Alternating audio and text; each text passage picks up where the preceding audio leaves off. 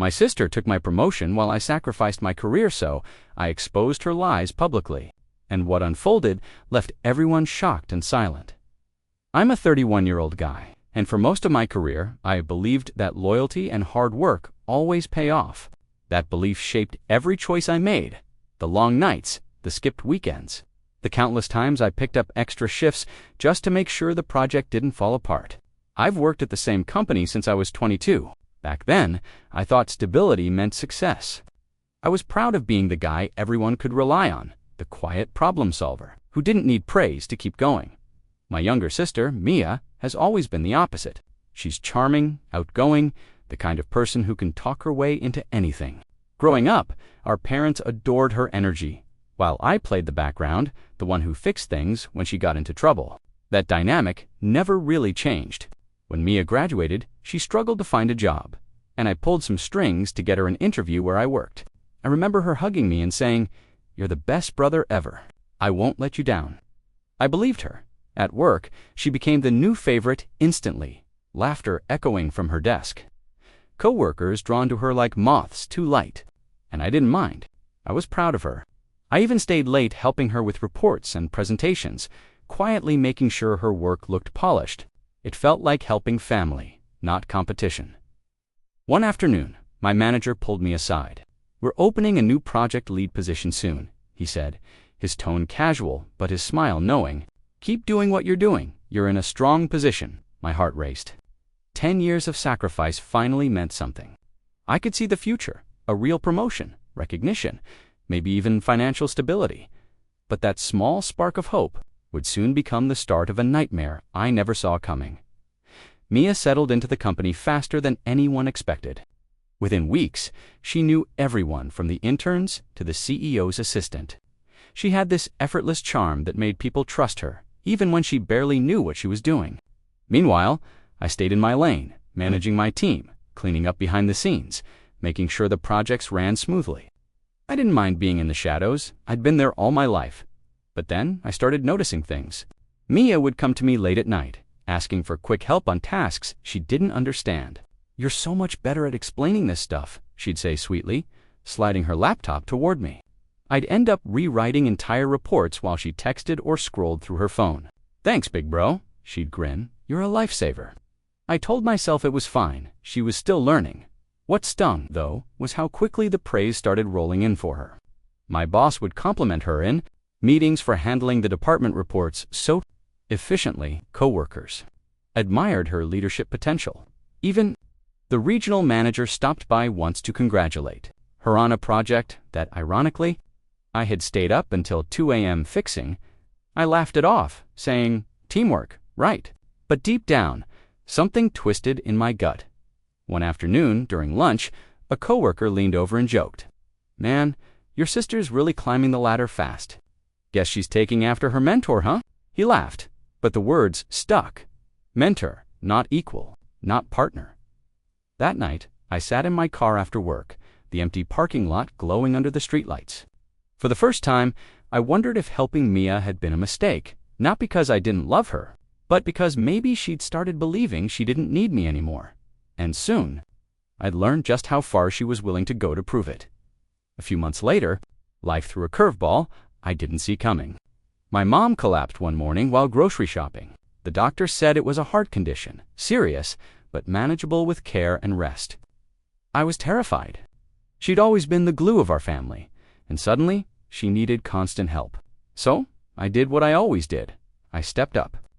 I took unpaid leave from work, told my boss I'd be gone for a few weeks, and moved back home to manage her recovery. Mia visited once or twice that first week, always in a rush, always on her phone. "I'll try to stop by again soon," she'd say, giving Mom a quick kiss before heading out. I didn't blame her. I knew she was busy at work. I even sent her my project notes and presentation drafts, telling her she could use them to keep the team running. "You'll handle it better than anyone," I said. She smiled. "Don't worry, I've got you covered." Those words felt comforting at the time. The days blurred together, hospital visits, late-night medication alarms, endless phone calls with doctors. I barely slept. Still, I checked emails whenever I could, forwarding Mia updates, helping her solve small issues remotely. Every time I saw her name in the inbox, I felt proud, like I was helping her grow, giving her a chance to prove herself. Then one evening, while feeding Mom soup, my dad sighed, "You've always been the dependable one. Your sister's lucky to have you." I smiled weakly. Dependable. It sounded noble, but it also felt like a label I could never escape. I told myself things would settle soon, that when I got back to work, everything would pick up where I left it. I had no idea that, while I was caring for our mother, Mia was rewriting the very story of who truly led that project, and rewriting my place in it. 2. When I finally returned to work a month later, everything felt off. The same office, same desks, same coffee machine. But something had shifted. People smiled politely, but avoided eye contact. Conversations stopped when I walked by. My name wasn't on any of the new project boards, and when I checked my email, half of my ongoing tasks were marked completed, all signed off under Mia's name. At first, I thought it was just a clerical mistake. I went straight to her desk, trying to sound casual. "Hey, I saw my projects marked under your account. Did something get mixed up?" She laughed a little too quickly. "Oh, yeah, the boss thought it'd be easier while you were gone. I just kept things running, that's all." Her voice was light, but she didn't look at me that morning. During the weekly meeting, my boss stood at the front and smiled. "Everyone, let's take a moment to recognize Mia for her outstanding leadership while her brother was away. She really stepped up and delivered an exceptional result on the Patterson account." The room filled with applause. I sat frozen. The Patterson account, that was my baby, the project I'd built from scratch. I'd spent nearly a year perfecting it. Mia gave a modest little shrug, like she didn't ask for the praise, but I could see the satisfaction flicker across her face. My boss looked right at me. "You should be proud, man. She really followed in your footsteps." I forced a smile, but inside, it felt like my chest was caving in. After the meeting, I tried to talk to her privately, but she brushed me off. "Don't make this weird, okay? You left, I stepped up. That's just how it works." That night, as I drove home, the truth started to settle like a stone in my stomach. My own sister had taken credit for my work, and somehow, everyone believed her. I spent the next few days trying to convince myself it wasn't as bad as it looked. Maybe Mia just got caught in a misunderstanding. Maybe she'd clear things up when given the chance. But the more I tried to rationalize it, the clearer it became. This wasn't a mistake. It was strategy. When I finally confronted her in the parking lot after work, she didn't even flinch. "You're overreacting," she said, tossing her bag into her car. "You took off for weeks." The team needed someone to step up. I just did what had to be done. "You mean you took my project and put your name on it?" I said, my voice low but shaking. She rolled her eyes. "You're being dramatic. The higher-ups thought you were burning out anyway. I was just trying to protect the department's image." Her words hit like a slap. Burning out? I'd spent a decade building that reputation, reliable, consistent, steady. And now, apparently, I was unreliable. I didn't know whether to laugh or scream at home. I told my parents what happened, expecting at least a hint of support. But my mom frowned. "Mia's young.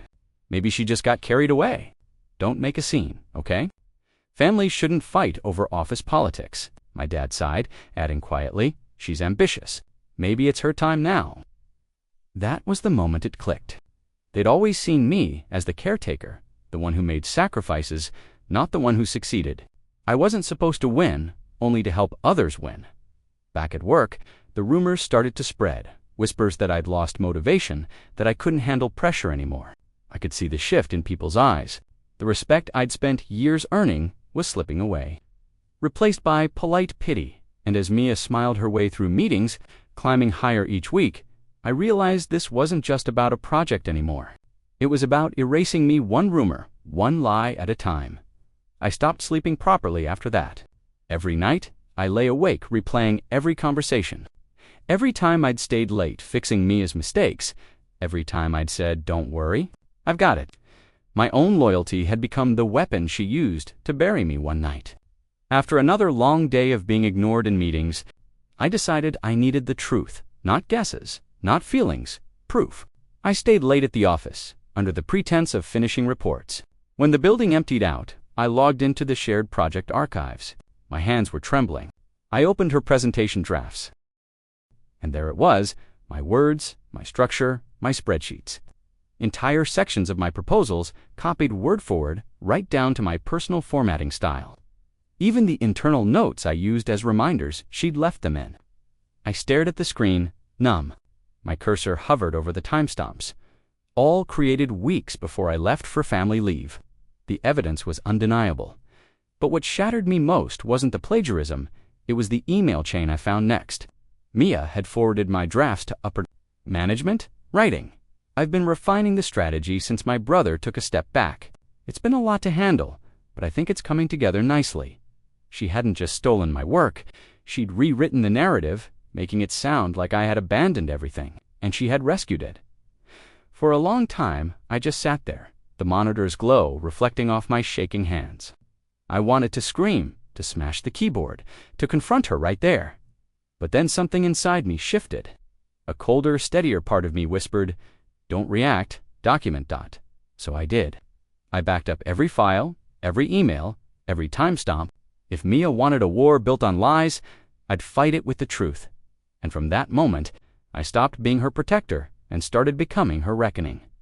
The next morning, I walked into the office with a calmness that scared even me. No more confusion. No more giving her the benefit of the doubt.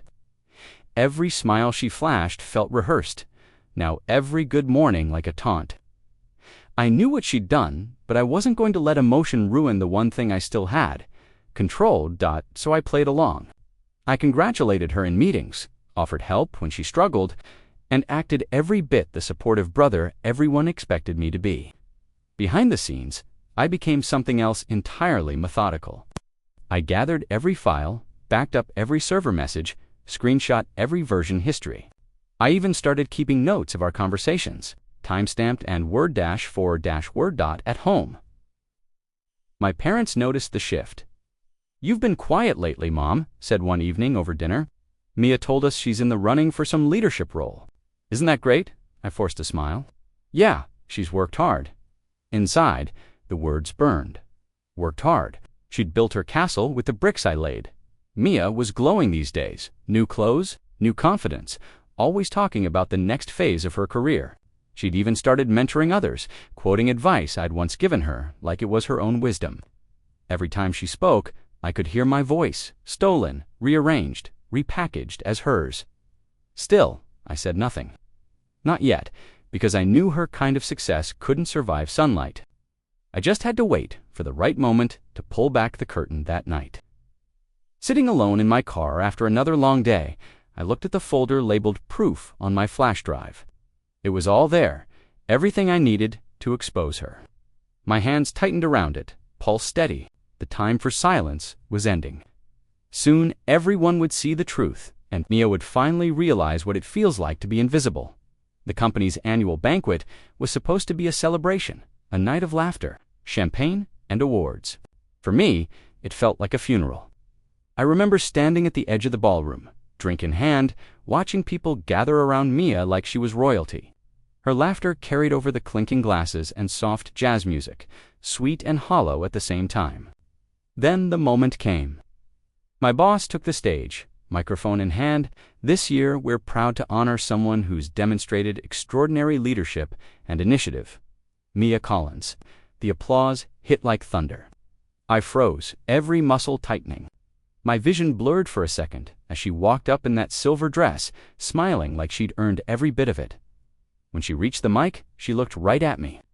"I couldn't have done this without my brother," she said, voice trembling just enough to sound heartfelt. "He taught me everything I know about this job." The crowd awed. Some people even turned toward me and smiled. They thought it was humility. But I heard the subtext. "Thank you for giving me everything I stole." I clapped along like everyone else, even managed to smile.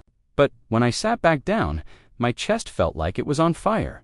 The humiliation wasn't just professional anymore, it was personal. I'd built that project.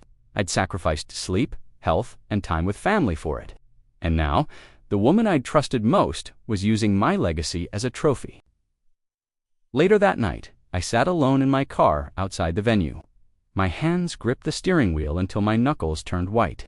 I stared at my reflection in the dark window and whispered, "You did this to yourself. You let her. That was my rock bottom. The moment I realized the old me, the one who believed loyalty was strength, was dead. And something colder, sharper, and far less forgiving was taking his place. The Monday after the banquet, I walked into the office with a smile that didn't reach my eyes. Everyone was still buzzing about Mia's award. People congratulated her in the halls. Co-workers replayed her speech like it was inspiring. She was the golden girl now, untouchable, and I was the shadow she'd stepped on to reach the light. But what Mia didn't know was that I'd already set something in motion. The company had just announced an internal innovation showcase, a public event where employees could present their best projects to leadership and partners. It was supposed to encourage transparency and teamwork. To me, it sounded like poetic justice. That night, I registered under my own name, my project, the same one she'd stolen, the original, the one with every timestamp, every email chain, every proof of authorship. I spent the next week perfecting the slides, not adding or removing anything, just showing the truth exactly as it was. Meanwhile, Mia was riding her high. She'd come to my desk, bragging softly. "You really should have stayed home longer," she joked, flipping her hair. "Guess hard work pays off after all." I smiled. "You're right, it really does." She laughed, unaware that the ground beneath her was already cracking dot. At home, I practiced my presentation in front of a mirror. My reflection steady for the first time in months. There was no rage left, only focus. My father once told me, "You can't expose someone's lies until you stop shouting and start showing." I finally understood what he meant. The night before the showcase, I got a text from Mia. "Don't do anything stupid tomorrow." I stared at the message, my thumb hovering over the keyboard. Too late, I muttered to myself, "You already did." The next morning, the lights of the auditorium felt brighter than ever, and I was ready to burn her truth into them all. The conference hall was packed, executives, clients, department heads, all waiting for a parade of polished presentations. I sat in the front row, laptop open, heart pounding so hard it felt like my ribs were vibrating. Mia was 2 seats down, chatting with the director of operations, her laughter ringing loud and confident. She had no idea what was about to happen. When they called my name, the applause was polite. I walked to the stage, plugged in my flash drive, and took a breath. My palms were sweating, but my voice came out steady. Today, I'll be presenting the evolution of a project that started 2 years ago, one that taught me more about trust than any business metric ever could. I began with the basics: market data, performance goals, workflow models. Then, as the slides advanced, I revealed the creation logs, version histories, and file timestamps. Each one showed my name, my digital fingerprint embedded months before Mia's involvement. A few murmurs rippled through the audience. Mia's smile began to fade. Then came the emails. I projected the one where she'd written, "I've been refining the strategy since my brother stepped back." I zoomed in on the date. Gasps. The HR manager's expression tightened. My boss looked down, ashamed. I didn't need to raise my voice. The evidence spoke for me. I ended with a single line: "When loyalty turns into blindness, you stop seeing who's stealing your light." Silence followed, thick, heavy, and electrified. You could feel it, that collective moment when everyone realized the truth. I closed my laptop, nodded, and stepped off the stage. Mia stood frozen, pale, trembling. Then she bolted, heels clicking frantically against the tile as whispers erupted all around. By the time I reached the exit, HR had already called my name. "We need to talk about what you just showed." I turned back once, just long enough to see Mia's empty chair. For the first time in years, I felt no guilt, only relief. The following week felt like a storm that never stopped. HR meetings, interviews, cross-checks, every piece of evidence I'd presented was verified. They traced every document, every email, every report. It was all mine and Mia's brilliance. Built entirely on theft, when the official report came out, it was brutal. Mia's promotion was revoked immediately. HR called it a serious breach of integrity and misrepresentation.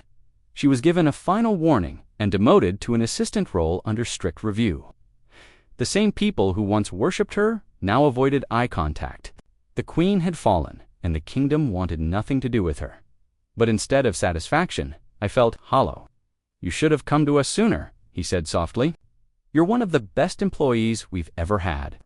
We're sorry we didn't see it." I nodded, but the apology didn't fix what had been broken. Loyalty, trust, family, all poisoned now. At home, things got worse. My mom called in tears. "How could you do this to your sister? She made a mistake, but you ruined her life." My dad's voice followed in the background, cold and disappointed. "You embarrassed our family." I wanted to scream that she had done this, not me. But what was the point? They didn't want the truth. They wanted peace. Peace at my expense, like always. That night, I skipped dinner and drove for hours, the city lights blurring past the windshield. For the first time, I accepted it. My family didn't see me as a son or brother anymore. Just a tool that stopped working the way they wanted. When I finally parked, I sat there in silence, the night pressing against the glass. I'd lost everything. The illusion of family, the comfort of trust, but in that emptiness, I felt something new, freedom, and I knew exactly what I had to do next. 6 months later, my life barely resembled the wreckage I'd crawled out of. I'd left the company quietly, without ceremony or bitterness. A week after walking away, another firm, one that had seen my presentation, offered me a position with better pay, creative freedom, and genuine respect.